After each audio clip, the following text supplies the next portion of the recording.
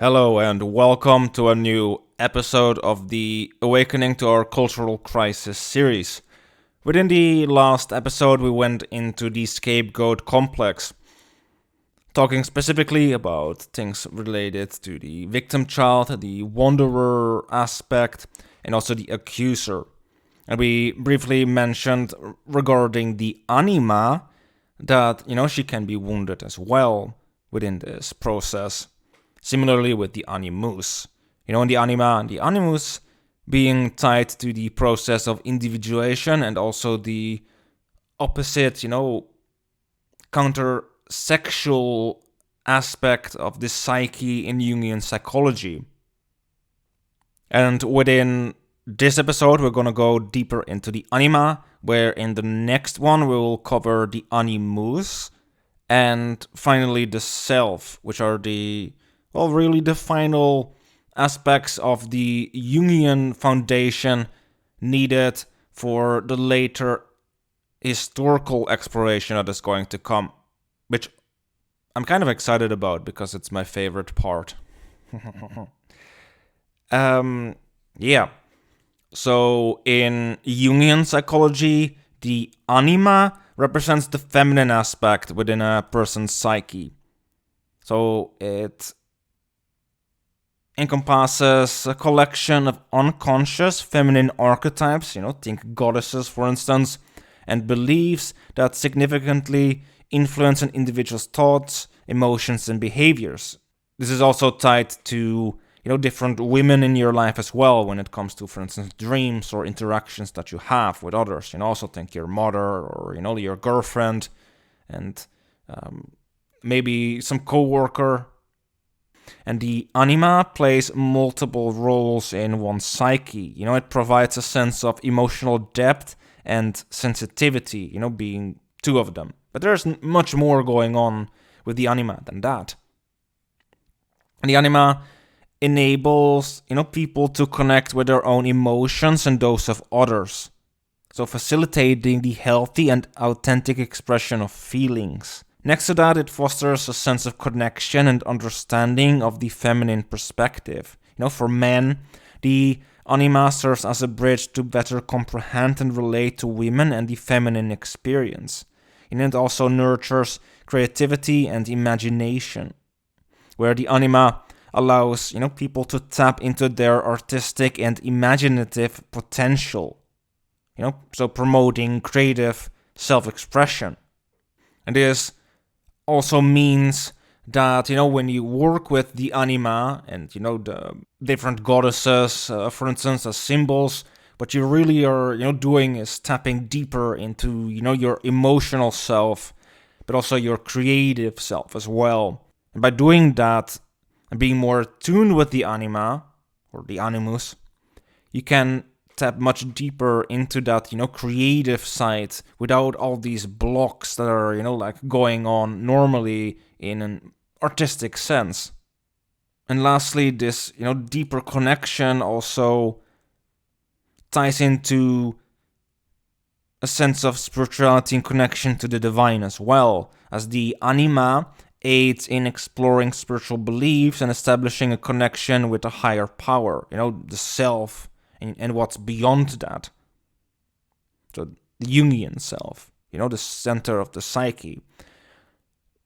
So she's also the bridge and mediator between us and the unconscious. Fascinating example of how the anima is experienced as an inner figure in a man's psyche can, also be observed among medicine men and prophets, particularly in Arctic tribes like the Inuit. And some of these people even adopt women's clothing or adorn their garments with depictions of breasts to manifest their inner feminine side, which enables them to connect with what is often referred to as the ghostland, or what we would call the unconscious. Yet the individual character of a person's anima is typically shaped by their relationship with their mother. If one perceives their, mother's influence as negative, the anima may manifest as irritability, depression, uncertainty, insecurity, and touchiness.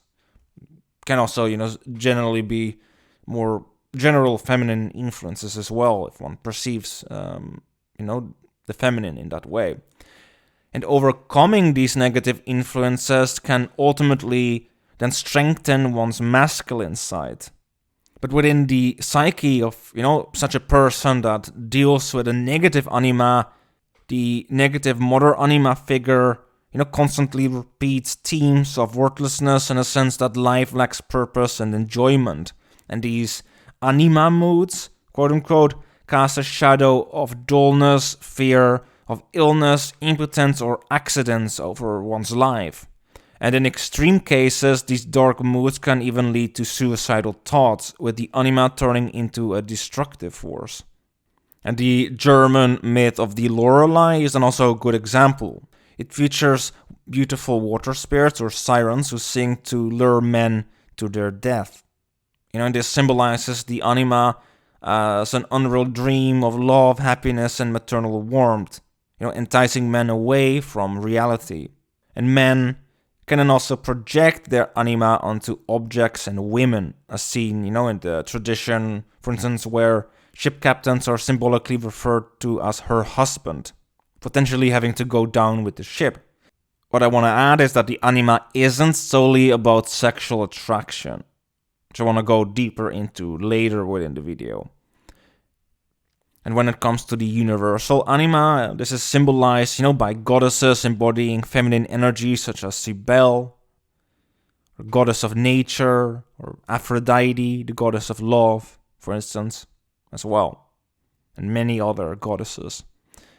The anima also plays a vital role in aligning a man's psyche with his inner values, guiding him towards, profound inner depths, which is also exemplified in Dante's Divine Comedy, where Beatrice descends into hell and purgatory, ultimately guiding him through heaven. Something else that is particularly relevant to bring up ties into parental complexes. In this case, the negative mother complex would be when the anima of an individual becomes split. So a man can have a split anima due to a mother complex, according to Jungian psychology. And the mother complex refers to an individual's unconscious beliefs, attitudes, and feelings about their mother and the feminine principle. These beliefs and attitudes can sometimes be conflicted or contradictory, leading to a split anima. And a man with a mother complex may have both positive and negative unconscious beliefs about women, which can manifest as two different anima figures in his psyche.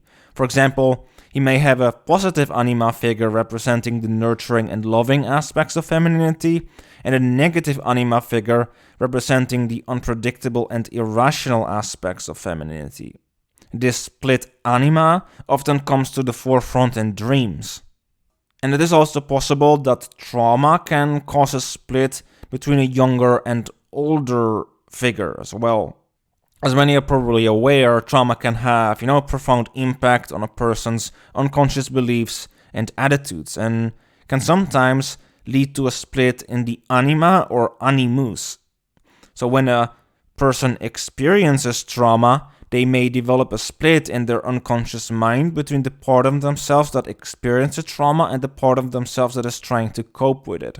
And this split can also manifest in the anima, with one figure representing the traumatized aspect of the psyche and the other figure representing the coping aspect of the psyche. So, for example, a man who experienced trauma as a child may have a younger anima figure representing the traumatized aspect of his psyche and an older anima figure representing the coping aspect of his psyche. And the younger anima figure may be associated with feelings of fear, vulnerability, and helplessness, while the older anima figure may be associated with feelings of resilience, strength, and determination. The split form of the anima finally may also arise when a person's unconscious beliefs and attitudes about the opposite gender are conflicting or contradictory. For example, a man may have both positive and negative unconscious beliefs about women, which can manifest as two different anima figures in his psyche. So a man may consciously believe that women are equal to men, but unconsciously hold deep-seated beliefs about the inferiority of women. And in this case, the anima may manifest as two distinct figures, one representing the man's conscious beliefs and the other representing his unconscious beliefs. And the goal of anima work is to make the relational patterns conscious, so the way we relate to the people in our life, including the other sex. And what is helpful to do in this regard is both keeping a journal regarding one's interactions and behaviors towards other people, but also to keep a dream journal, as the anima can also show up as feminine figures in dreams, and even at times a female animal at first. The latter happens a lot when one is in the first stages of anima development, when the anima is still tied to the mother figure. Something which then would be particularly relevant for understanding, this way more in depth, are the stages of anima development. In Jungian psychology, the development of the anima is often described in terms of different stages or levels of integration.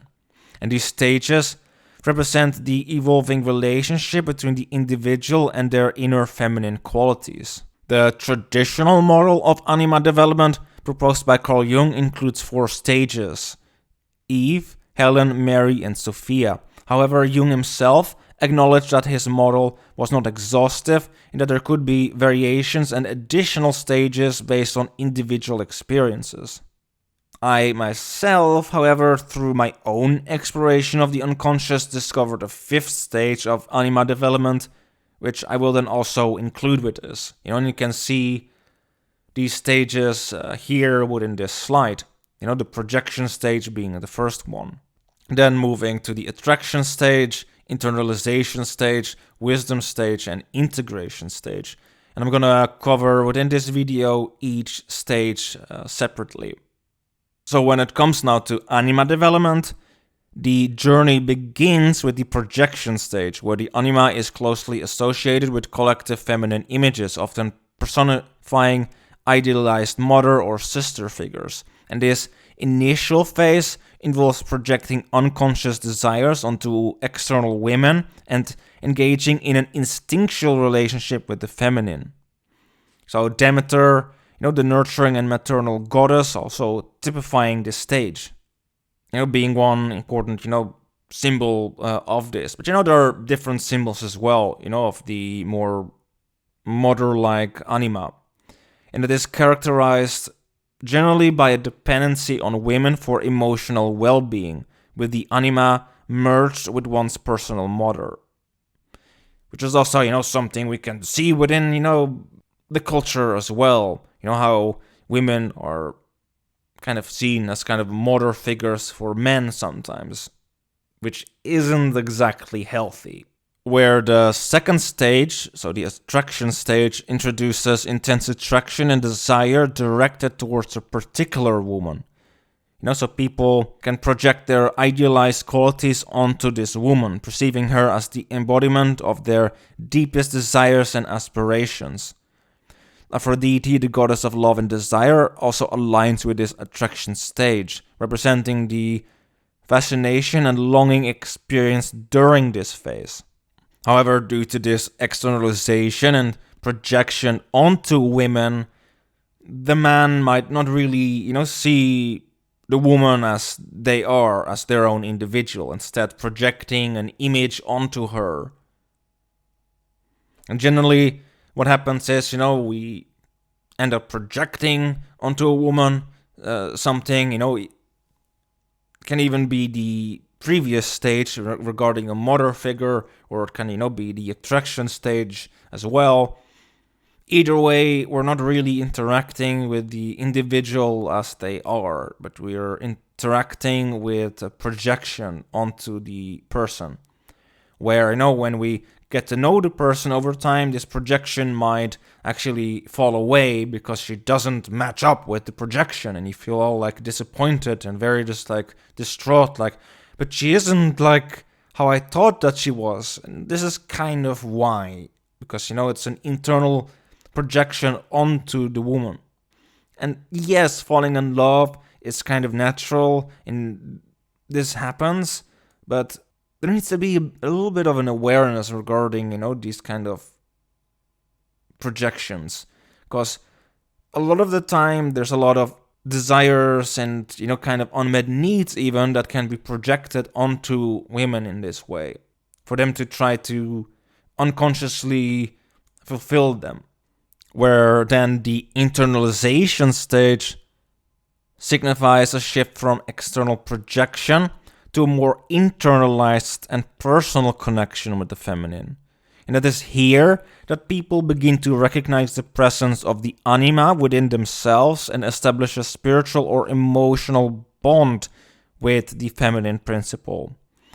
So Persephone, the goddess of the underworld and transformation, is one symbol that can characterize this phase, where, women are seen as spiritual guides connected to inner wisdom and the understanding that women too are unique individuals with their dynamics dawns upon the individual. And as one progresses, the anima takes on the role of wisdom and intuitive insight in the wisdom stage. People, develop a more conscious and balanced relationship with the feminine over time, integrating intuition and creativity into their personality. This is also where, a lot of these creative blocks start to, fall away, where you can just start to be way more creative and really in a flow state when doing so. And Athena, the goddess of wisdom and strategic thinking, next to, creativity and crafting as well, symbolizes this stage. Then this is where, the anima then starts offering deeper and more profound insights and spiritual understanding as well. And men in this stage establish, deeper emotional and spiritual connections with women, while recognizing them as equals. And this next stage, which is the integration stage, is one that is, a bit more difficult to get towards, because, a lot of men might be more in the Persephone or, Athena stage within their life if they do, their anima work. And this is really, getting more towards, the integration within the self. So the, coming together of masculine and feminine and light and shadow and other qualities within the self. So in the integration stage, embodied here by the goddess Feronia, symbolically, people embark on a psychological journey towards the integration of all the marginalized aspects within the unconscious. And Feronia, with her diverse domains spanning the underworld, wilderness, and fertility, then starts to become this symbolic guide, facilitating the harmonious fusion of emotional, intuitive, nurturing, confident, instinctual, and spiritual facets of the psyche, bridging all these previous stages together. Feronia, and so the anima in this stage, serves as a mediator between the conscious and unconscious realms, offering a psychological space for people to confront and assimilate the shadow elements within. So much like her role in guiding outcasts back into society, she aids in the integration of neglected aspects of the self, fostering a sense of wholeness. And the anima in this stage is not only a mediator of the conscious and unconscious, but also a balancer of relational aspects.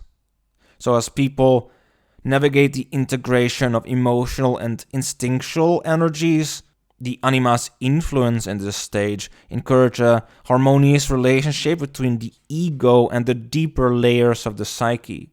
So she facilitates the acceptance and celebration of all aspects, fostering a more holistic and embodied existence, next to an integrated way of relating to, what one might see as the other. So people embracing this stage welcome, both emotional, spiritual, and instinctual energies. So they can accept their shadows and untamed inner forces. And with that also can honor deep emotions, transformative experiences, and the sacredness inherent in the physical world. And in this form, the anima serves as a bridge between the spiritual and material realms, embodying the integration of higher consciousness and primal instincts. So Feronia, and without the anima in this Jungian role becomes the archetype guiding, people towards a more balanced, whole, and interconnected existence. And a man who has reached this stage appreciates real-life women with a more profound understanding of their emotional and instinctual nature, and can respect and value their, capacity for deeper emotions, intuition, and their connection to transformative aspects of the unconscious. So it can also recognize the individuality and unique journeys of women toward wholeness, understanding that they, like men, possess both light and shadow aspects. And in the deepest sense, can then honor the wild, untamed forces within women, but also within himself.